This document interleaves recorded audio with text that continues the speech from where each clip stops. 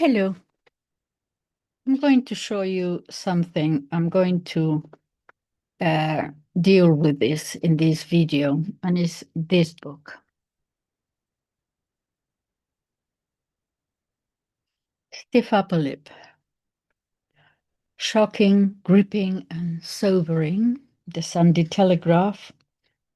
Stiff Upper Lip by Alex Renton. Secrets, Crimes, and the Schooling of a Ruling Class. He's referring to England's public schools. In England, everybody knows that the public school is a private, a fee-paying school.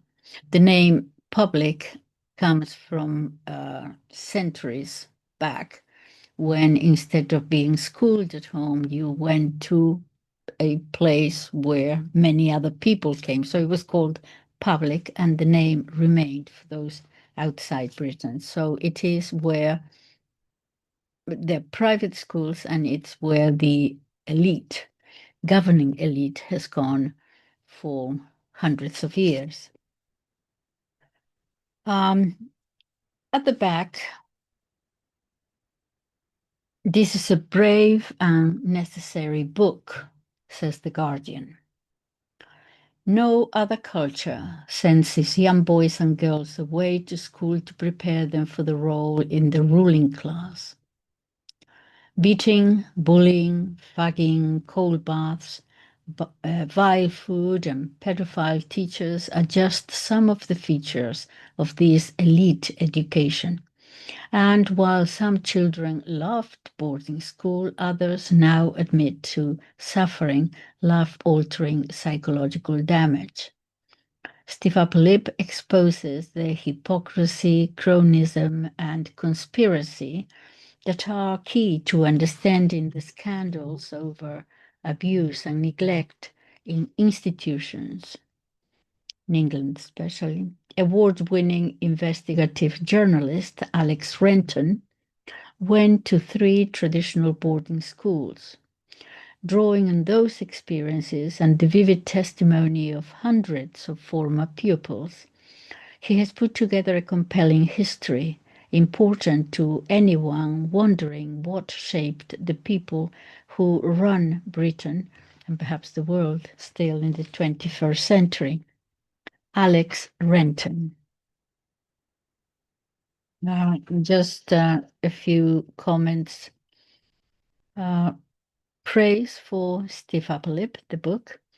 A great depth of reading and thinking here. And the whole thing thrums right at the back of it with a contagious sadness, a contagious anger, a contagious grief. This is a brave and necessary book. Sam Leith from The Guardian. Shocking, gripping, and sobering, impassioned, candid, and thoroughly researched. This is Rupert Christiansen from the Sunday Telegraph.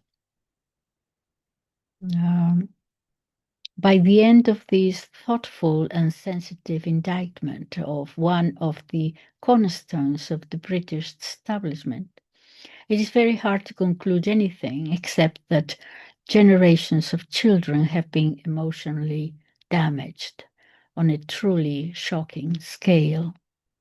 That's Andrew Anthony in The Observer. Renton has the thirst for truth and for exposing depravity. Isenda Maxton Graham, The Times.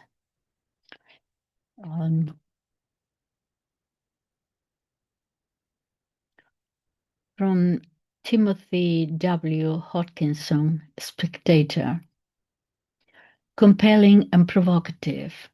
Stiff Upper Lip is 3 things. First, it's a baffled inquiry into why, almost uniquely, the British have routinely sent their children away to boarding schools.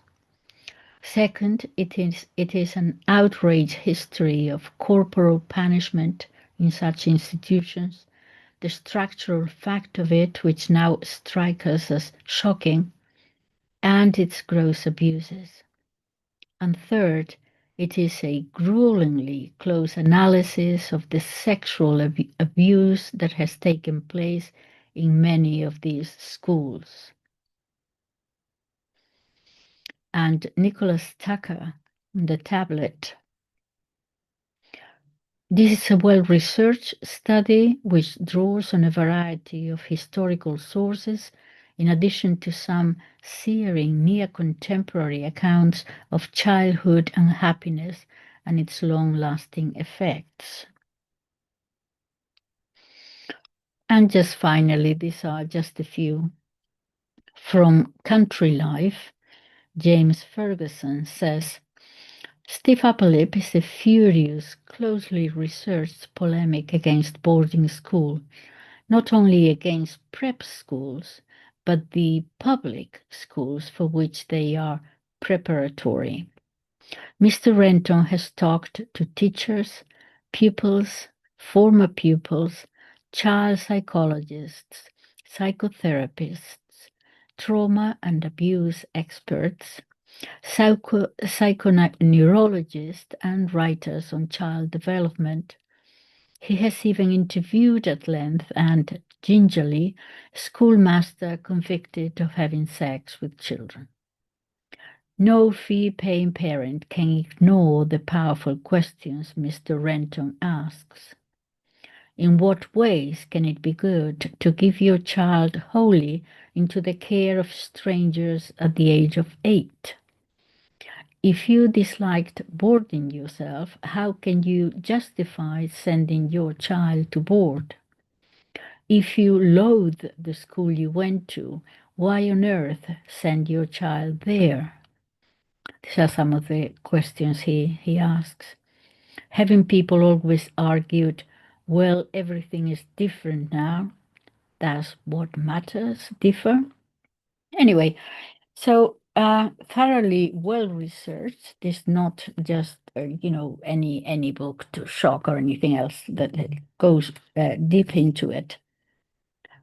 And I found this book. I must tell you, just as I normally say, I'm so lucky to live near Oxford, and there are so many secondhand bookstores that I just go there and I saw this one. I thought, oh. And the reason I wanted to read it, as I was reading it, I thought perhaps I can actually learn something. The book is terrible about. It goes into the last 2 centuries and so on, up to the now, basically. And things have changed since 2015, certainly. Began to change a little bit in the 80s and so on, gradually. Okay, but as I began to read, I thought, I wonder whether I can actually do a study or think about the difference between these young people, these young children who are sent to boarding school, elite boarding schools, very expensive boarding schools, in order to train them and educate them to be part of the ruling class in the last centuries, to be part, to lead the empire, the British Empire. They all came from these schools, and they still continue, those in power, to go to those schools. And I thought, and those who follow me, I don't want to talk about myself here at all, but I thought as I was reading it, now I went to an orphanage at the age of 5, to an orphanage run by nuns with no inspections at the time in the 50s and so on. And I thought, since these very wealthy, sometimes not so wealthy, but they're going to be part of the ruling elite, how would I compare? Because I remember my childhood. how would I compare my own experience in a similar setting, although very different, yes, from, coming, from the very poor, as you can imagine, to these people who are the sons of the most elitist and well, the ruling class. And then how we met, for example, at university. I went to Oxford University too, and that fascinated me. I remember being very aware that they were different, that I was different. Well, to me, they were. But I never lacked self-confidence, to tell you the truth. So I'm fascinating. I'm fascinated by both being in boarding institutions, although very different. I obviously wasn't brought up to be a member of the ruling class. These children were. And we came together at university. And I could see, even when I was there, I could see certain likeness, certain something that I thought, but of course they're very, very different. And that is why I bought the book, in order to learn how did my experience differ. But of course, then that became secondary, because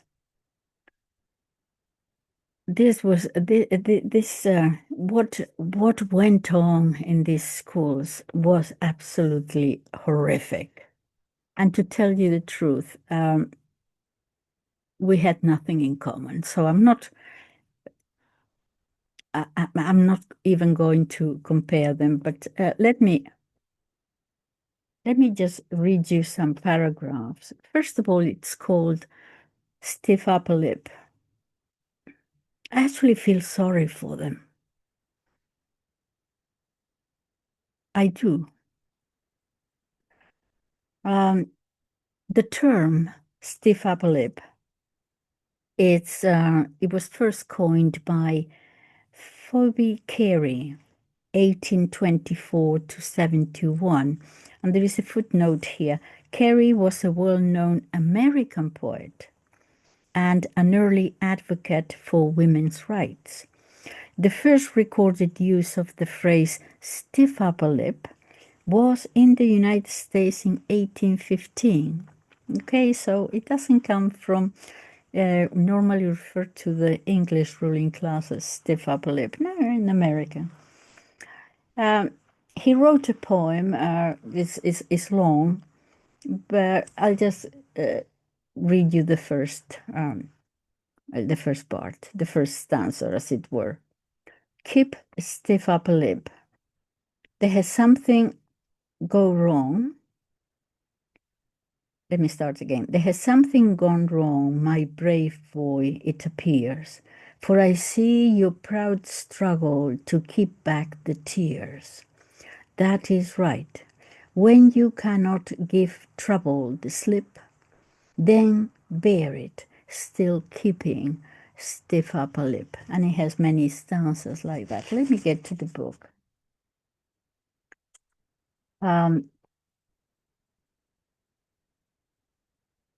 Alex Renton starts the author's note by saying, prep and public schools.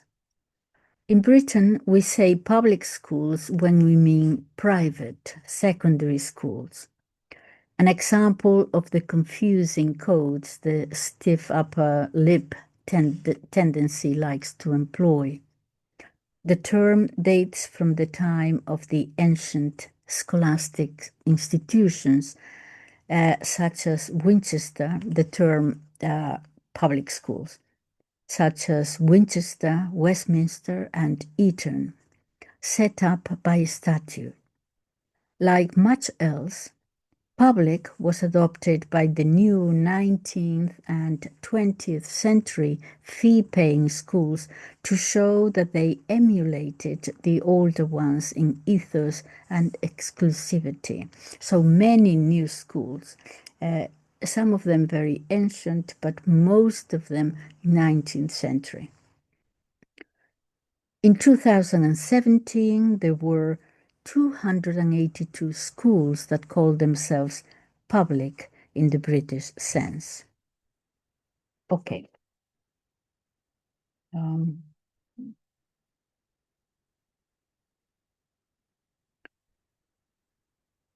so, introduction. This is not a book about me, he says, but it starts with something that happened to me. In 1974, age 13, I left my hated prep school, where I had boarded since the age of 8. It had done its job. I got into a famous public school and thus onto the escalator to achievement and security that members of Britain's privileged class have organized so neatly since the 19th century. But the experience came at a price and with side effects. One was that I didn't become the sort of citizen pictured by Thomas Pompillion. Like many of the million Britons alive today who experienced the boarding school system, I spent the years after leaving forgetting what had happened to me there. I didn't send my own children away to school at 8 or at 13. But at Christmas 2013, and here comes the reason why he started investigating and why he wrote the book. At Christmas 2013, my school and all it stood for came back into my life. The memories rose as badly buried things will. There was a headline in the Daily Mail which said, Boris School at the center of probe into sexual abuse. That was the headline. Boris Johnson, yeah, the prime minister, prime minister. Boris School at the center of probe into sexual abuse was the headline. And when I found it, I wept.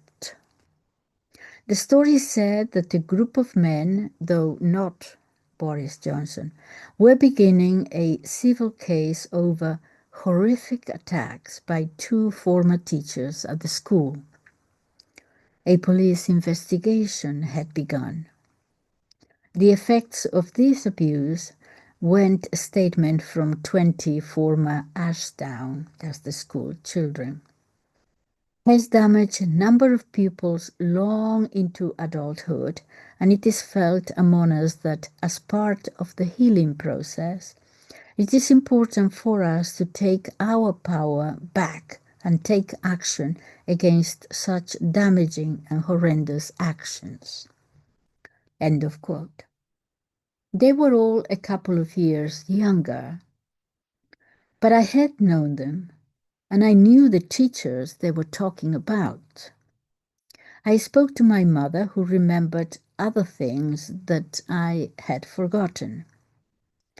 I went with Ruth Burnett, my wife, to Sussex to visit the school for the first time since leaving. It was changed, they all are, but in its essentials the same. 7-year-olds still bored. We saw one who, diffident and teary, made it all look very stark. He was having trouble settling in. That was the quote. He would get over it soon. We were assured of that by the headmaster. Like a surgeon's saw or a dentist's pliers, boarding school was and is a tool, simple, practical, and sometimes brutal. A couple of months later, I published an article in the Observer's magazine about my experience of abuse, physical and emotional, at Ashdown House School. I was not the first to have done this. Many ex-boarding school writers have spilled beans. For some of us, it is the most obvious therapeutic act. But perhaps because the story also looked at the current deluge of allegations about abuse in care institutions, or perhaps because my astute ex-boarding school editor at the Observer invited readers to send in their stories, the article that I wrote, he says, got an extraordinary reaction. The social media postings garnered thousands of shares and comments. In 25 years of investigations and campaigning journalism, I'd never had such a response. Most of it was sympathetic. Some readers were quick to point out the ironies in a story of posh abuse, people who'd pay for it. Sometimes we do not truly realize how blessed we were to be born in poverty, some comment said. Others ask, so what? Who is surprised? Oberon Waugh, ex-public school boy and satirist, was quoted on the upper and upper middle classes' time-honored habit of sending their offspring into the care of paedophiles at boarding schools. Of course, the English are famous throughout the entire civilized world for their hatred of children, he wrote, Oberon Waugh. Others made a fair complaint. Nearly 250,000 children are sexually abused in the UK every year, according to the Children's Commissioner. So why should these old stories take up our and the police's time? But the counter view was important. If this was how the ruling class cared for its children, no wonder the public institutions of Britain that they went on to run, from the BBC to the National Health Service, seemed so careless, so arrogant, and so prone to cover up. We needed to find out what went wrong in the schools of the elite, as much as in Stoke Mandeville Hospital. All right. So I'm going to choose just a few bits and pieces from different chapters. That was the introduction. The stories that led me to write this book are those of children abandoned by their families into the care of strangers, often astonishingly early. The usual entry age to the system in the 1960s and 70s was around 7 or 8 years old. The communities these children arrived in were not normally kind or caring. The British, we know, have always been both sentimental and violent to children in a way that sets them apart from other European nations. But in the boarding schools, cruelty and bullying by children and adults was a function of the system. Not a disciplinary practice, but an ingredient in the magic of that unique education. Neglect, as we see it today, was normal. Even if the schools had been as comfortable and cuddly as a nursery, the stories I was sent made it clear that the shock of that abrupt separation had had extraordinary lasting effects on the adults that emerge from early boarding. Some still thought it was their fault they had been sent away. Some felt their parents' betrayal had soured the future. All of them had learned very young the limits of love. Let me say something about this, because it was at this the introductories and the introduction and the first chapter that I was thinking, okay, so how did I feel when I went? That is when I thought perhaps I can compare, and I do not remember um, that I don't remember crying when I went. I don't remember any um, sorrow or any negative experience there. I remember that a lot of the girls were. I was sitting on a table. I think they sat me there, and there were many girls around me, but they were saying, "She is Marita's niece." My aunt had been there too in that orphanage. And then they told me, okay, you're going to go to a different place. That is where they said, because this was for the bigger girls, yeah, the older girls. And the little ones, I was 5, were in a different place. And they were telling me, you're going to go to a different place, all right? But when you get there, tell the nun that Mother Superior said that they are not to cut off your hair, to leave your hair as it is. Okay, Mother Superior agreed to that. Will you remember to do that? And I remember saying, yes, yes. But I didn't know what I was saying yes to. I didn't know what I was. I remember the confusion. Yeah, that was one of my first memories of that. And I asked, as I was reading the book, I actually asked my older brother. I have 2 brothers, and they also, both of them, went to an orphanage run by the Salesian brothers, and in a different place. And I said to him, look, I found this very interesting book, and I want to do a video about it.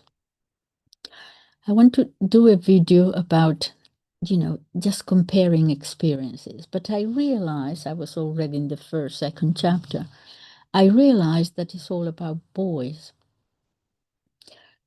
And I find that my experience is beginning to feel very, very different. So it could be that there is obviously a difference between, a boarding school for boys and boarding for girls.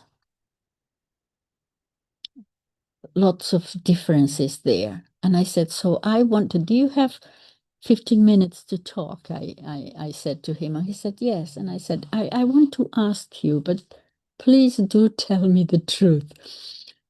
Because I just, I just want to know, I want to compare. What was your experience when you went there? You remember when he said, yes, I remember. And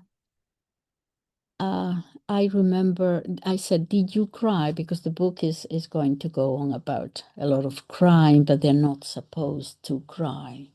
Okay, stiff upper lip. It's very difficult when you are 8, okay? And I said, do you remember crying? And he said, yes, I remember crying, because the 2 of them went together. And he said, yes, I remember crying because I remember Mom sort of leaving. And as we saw her leaving, we started to cry. So I remember that.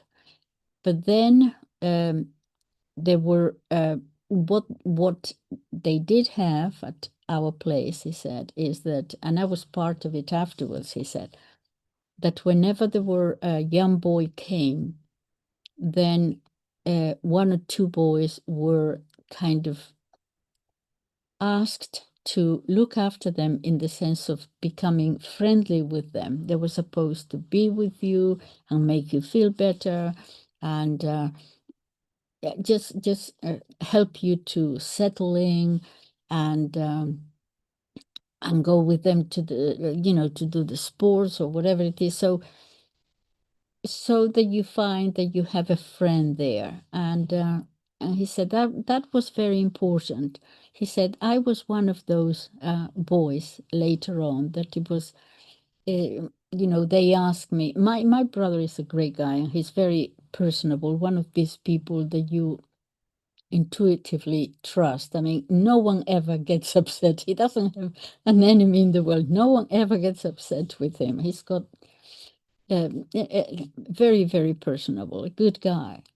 And he said, and I was one of those boys, and I tried whenever they new boys came, and of course at first you start crying, just to make them feel better and so on. Okay, then I said, look, this is going to go. This book is going to talk about terrific physical punishment mixed together with sadism and pedophilia and all kinds of things, horrendous things. I said, please, please tell me the truth, because I didn't experience anything like that in my place at all. Never knew anything about sex until I was, I don't know, 17 or 18. Nothing. I had never seen anything. But I said, I realized that with boys is different. And especially when puberty comes and so on, he goes in great detail about it. I realized that boys and girls are different. Okay, so in your experience, was there, first of all, physical punishment, which was almost flagellation? I mean, getting naked and, just blood splitting. He said, "Oh my goodness, no, no, no, no. There was no physical punishment, not caning, nothing. Once in a while, perhaps they would ask you to put your hand like that, and they would, with the ruler, they would hit the palm of your hand. But even that was rare. No physical punishment at all." I said, okay, about all the sexual things and stuff, did you experience anything? He said, no. And he went into detail. He said, look, okay, I said, how was it organized? And he said, because I said, here they have the older boys, not only the headmasters and the teachers, but also the older boys taking advantage of the little ones, physically, sexually, in all kinds of ways. And I said, okay, so what was different about your place? And he said, oh my goodness, no. In the first place, we were separated. The small boys from the big boys, the small boys up to the age of 9 or 10, 8, 9 or 10, and then in three things, then 10 to 13, and then 13 to 17 when they left. And it was absolutely prohibited from anyone in that age group to go to the little ones or to the bigger ones or whatever. It was absolutely prohibited. If you did it, they would expel you. That was absolutely a no-no. So the little ones were with the little ones, and the middle ones were, and so on. Anyway, he told me quite a lot, and so I am comfortably. I can tell you in honesty that his experience nothing at all compared to this horror story that I'm reading in this book, in the most expensive elite schools preparing the ruling class. My goodness. All right. But there is something here of that paragraph that I have just read to you. Some still thought it was their fault they had been sent away. Some felt their parents' betrayal had soured their future. All of them, this is what I want to talk about, all of them had learned very young the limits of love. Yes, I want to say something about this. I never felt, see, in my particular life story, which you're not interested in, but I have to tell you that my father had been killed, and when I was 3, difficult times at the time, and but I did have a mother, okay, and we went to these 2 institutions, my brother and my brothers and I.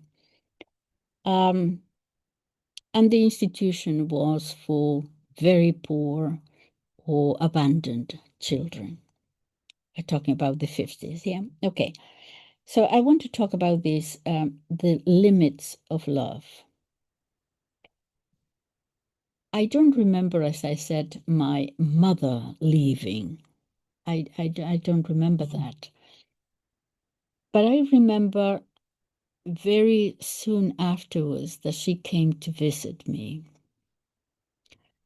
And by that time, I don't know when that was, perhaps a year later, something like that.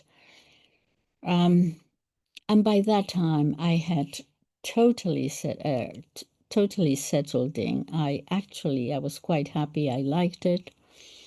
I had learned to dance. I had learned to sing, and so I sat her there in a place, and I danced a sort of folk dance for her, and I saw her crying. In other words, she was looking at me dancing, and there were tears down her face. And I remember that I thought, why is she crying? But for some reason, whether I knew it or not, it was those tears that somehow psychologically, I think, told me that she did love me. And for some reason, we couldn't be together. I couldn't be with her, something like that. It was those tears that told me that she loved me. I never felt not loved. I always felt, well, this is, I don't know what I felt. I'll go into it more. But I didn't feel unloved. But the limits of love, yeah, that I learned afterwards that nevertheless, sometimes children suffer not because necessarily no one loves them, but because someone is in a position to love them and doesn't, withdraws the love. I think that is what makes children suffer. In other words, I was in a situation I knew my mother loved me, but my mother was somewhere else. But no one loves me was never a thought. Yeah. It's a different thing when love is withdrawn and you are, as I said, capable of giving it. So, what he means by the limits of love, I don't know what he's referring to. Whether you are not giving it when you can, I don't quite, but the limits of love made me think, and I don't quite understand it. In any case, he continues on. Researching this history has been fascinating and troubling. My first problem lay with the evidence. Memory is fallible and fluid. We edit our stories of our childhood all our lives. And I was wondering, have I, you know, edited my stories? Because I have found friends who said you must be, what's the word? Ignoring. You have put your memories down. Everyone assumes, everyone, some friends of mine assume that I must have some terrific memories that I have, just pushed away. And I don't. I said I don't. But anyway, okay. But we edit our stories of our childhood all our lives to extract from them what is useful and also what we can bear to live with. That problem is all the harder when trying to research a class that is schooled in self-protection and secrecy, that prides itself in not saying what it truly thinks, and, like any ruling elite, always has a variety of views available on the same issue, some for outsiders and some for insiders, for the elect and for the masses. That was different in my case because we were not going to be the elect or the masses. It was very, very, very Catholic. We were told. Actually, I do remember once. Mother Superior. I must have been about 12 by this time, something like that. And I don't know, we were all sitting down, we were in the classroom. I don't remember how it came about. But I remember she said something very important that we don't choose our parents. There are some different peoples in the world. Some are very rich, some are very poor, some are in the middle, and so on. In these terms, we were part of the poor classes. She said it with now, okay, poor. So, as you go into the world, you will find that perhaps there are many more doors closed for you. It may be unjust, but that is what the situation is. Okay, so do accept, he told us very early on, do accept that you might have to try much harder than those for whom the doors are already open. That is how we understood it. So it gave us the impression, don't be upset and don't be feeling inferior or resentful.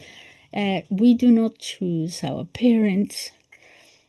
And then they would also bring God has a purpose and all that sort of thing. But just know that perhaps you will find life a little bit more difficult, but that is the purpose of education. Da, da, da, da, da. I came out with saying, well, there isn't. If you're poor, you're poor. Okay, so you're going to have certain difficulties, and I never thought about the rich. The rich are the rich. Some people out there, I don't know where, but never thought about them, never had any envy, never had any resentment. I think there were little lessons that they would give us. But this one I remember, okay, so you come from the poor. Don't worry about it. I said. Okay, so this thing about already beginning to feel superior, one for the outsiders, one rules for us, for the elite, for the insiders, and something else for those down there, over there. Well,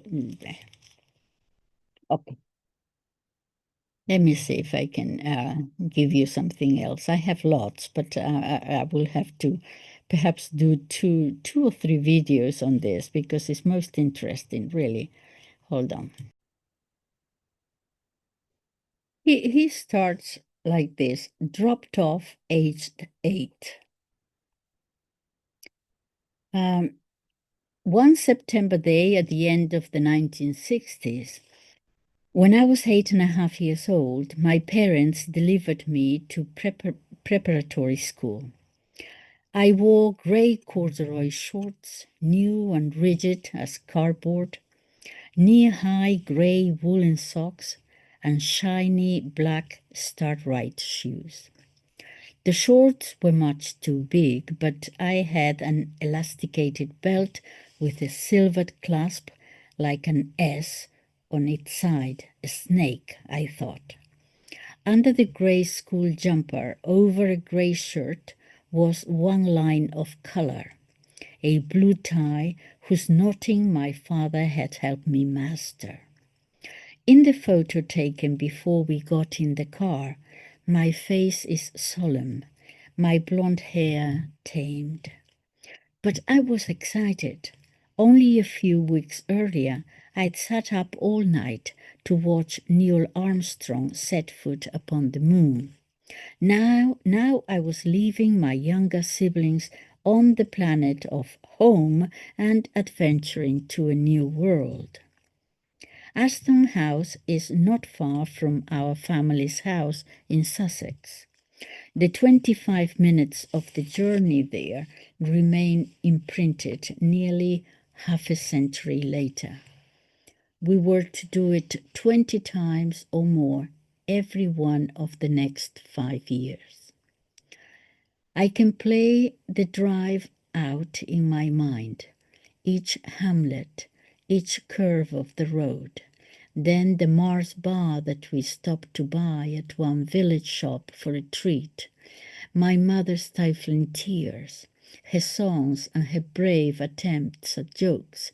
Let's see if we can keep a stiff upper lip and our chins up and our brows set and our socks pulled up and our best feet forward all at once. This didn't diminish her pain, nor did it do much to soften the lump of compounded fear and sorrow that seems to have occupied the place where my lungs and stomach were supposed to be. As term followed term, those grim, too short journeys got no easier. I recall thinking, why are you upset? You're going home. I remember that first time, my father stopping the car at the school's gate.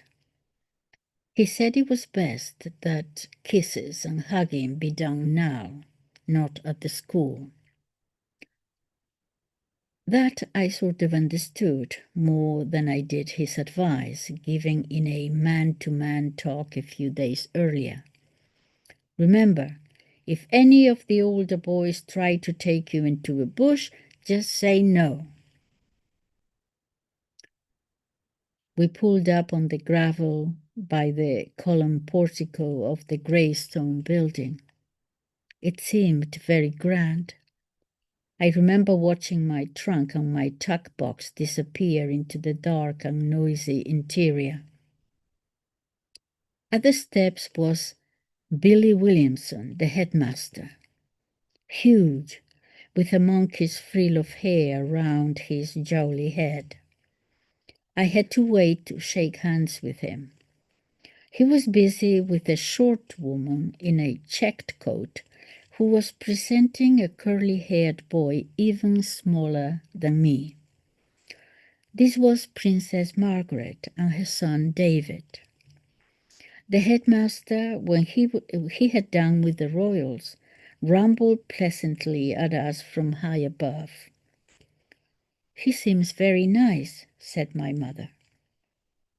The parting I don't remember. I know my mother showed me to my dormitory, 5 iron hospital beds with candlewick spreads in a bare room under the eaves. Two of the other beds also had new boys assigned to them. My mother unpacked a few of my things and tucked the cloth piglet that had been my comforter since toddlerhood under the pillow. No doubt she asked the dormitory captain, a boy a year or two older, to be kind to me. Later that evening, he explained to us some school rules. One was that crying was not allowed. Any crying that occurred would be punished by him and his deputy with a beating. He thwacked the bed with his unfurled belt. The same snake buckle that I thought was so cool now looked like it would hurt. Okay, so that is different. Okay, the different attitude of the boy, just 1 year older, 2 years older, 1 year older than he was, already saying crying is not allowed. Okay, in my brother's experience, it was assumed that the child was going to cry, and so the boy was there, or two boys, to make friends with him and to certainly not to act as their owners. My arrival story is ordinary, except that I don't remember saying goodbye. I don't remember saying goodbye either. I don't. The moment of separation stays vivid for most people who were dispatched at an early age into institutions, whether paid for or state-run. I have heard from hundreds who have told stories of their days at boarding schools.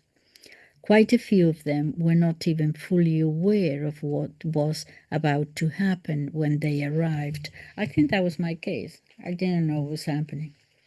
Of course, the younger child, the more that seems possible. Yeah.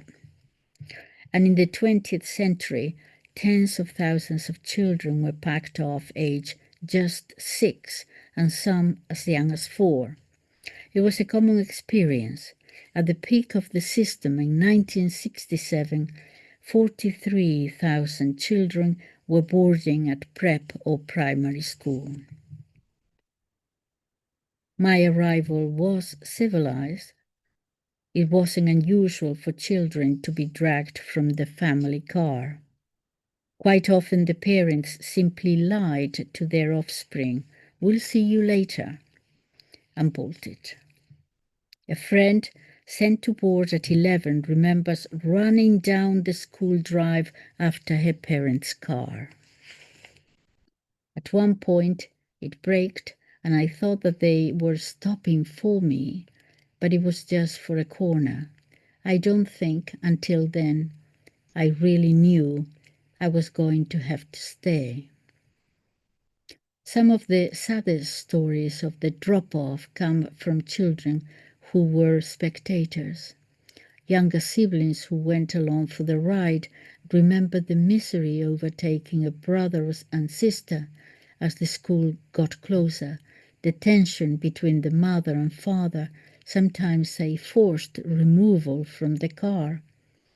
His fingers levered off the headrest one by one. Okay.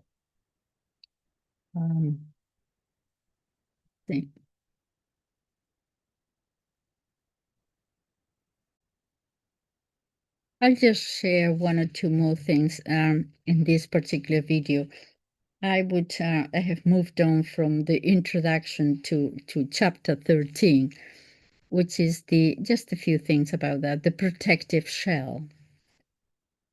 He says, once the boarding school child has settled in, as they must, a whole set of interesting behaviors begins to emerge. Modern psychology groups them all under habituation or normalization.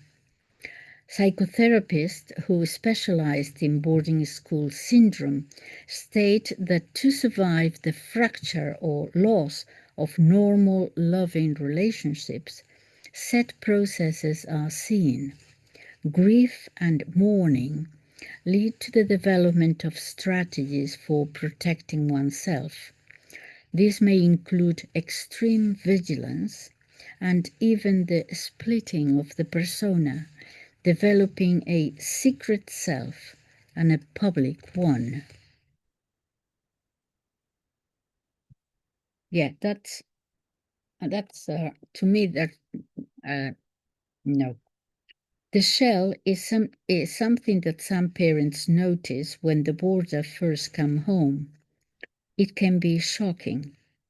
Just one term and he was completely changed, self-centered, uninterested in us or his brothers, writes one anguished mother. Her son later killed himself. In adulthood, the self-protective instinct may lead the ex-boarder to sex addiction or to prematurely cut off from intimate relationships in fear of another abandonment. Anger is another symptom of the traumatized child. Problems with anger management are high on the list that psychotherapists use for diagnosing boarding school syndrome. There is in many people's accounts of bad times a story of how outraged they were at the injustice, a furious version of the ordinary "it's not fair" complaint. Goes on to... Okay, I think I will leave it here. I find this book fascinating and I'm going to share it with you, bits and pieces of different chapters. And thank you for listening. Bye-bye.